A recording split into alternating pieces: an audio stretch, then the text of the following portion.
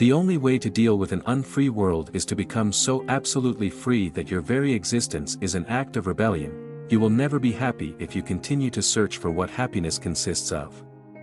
You will never live if you are looking for the meaning of life. In the depth of winter I finally learned that there was in me an invincible summer. Blessed are the hearts that can bend, they shall never be broken. The gods had condemned Sisyphus to ceaselessly rolling a rock to the top of a mountain, whence the stone would fall back of its own weight. They had thought with some reason that there is no more dreadful punishment than futile and hopeless labor. A man's work is nothing but this slow trek to rediscover, through the detours of art, those 2 or 3 great and simple images in whose presence his heart first opened.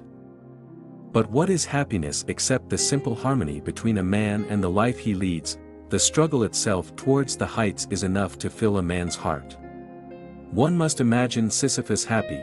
The myth of unlimited production brings war in its train as inevitably as clouds announce a storm. The welfare of the people in particular has always been the alibi of tyrants.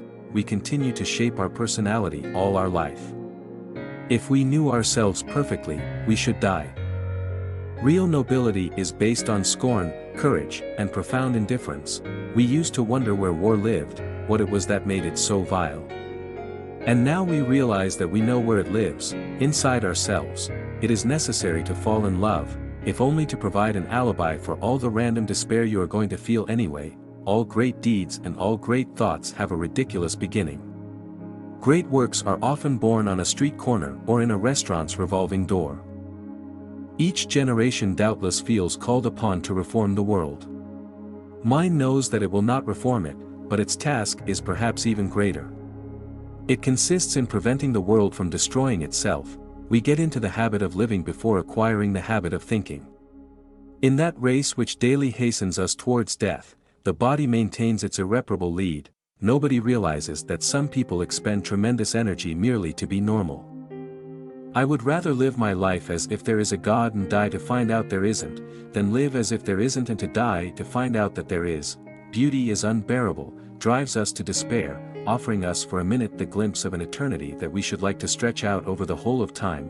Real generosity toward the future lies in giving all to the present. You cannot create experience. You must undergo it. A man without ethics is a wild beast loosed upon this world. Basically, at the very bottom of life, which seduces us all, there is only absurdity, and more absurdity. And maybe that's what gives us our joy for living, because the only thing that can defeat absurdity is lucidity. The evil that is in the world almost always comes of ignorance, and good intentions may do as much harm as malevolence if they lack understanding. He who despairs of the human condition is a coward, but he who has hope for it is a fool. Without culture, and the relative freedom it implies, society, even when perfect, is but a jungle. This is why any authentic creation is a gift to the future. Without work, all life goes rotten. But when work is soulless, life stifles and dies.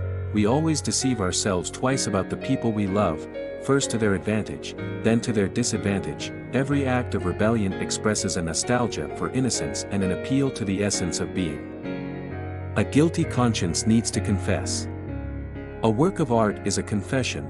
There is but one truly serious philosophical problem, and that is suicide. Truth is mysterious, elusive, always to be conquered. Liberty is dangerous, as hard to live with as it is elating. We must march toward these two goals, painfully but resolutely, certain in advance of our failings on so long a road. Every revolutionary ends up either by becoming an oppressor or a heretic.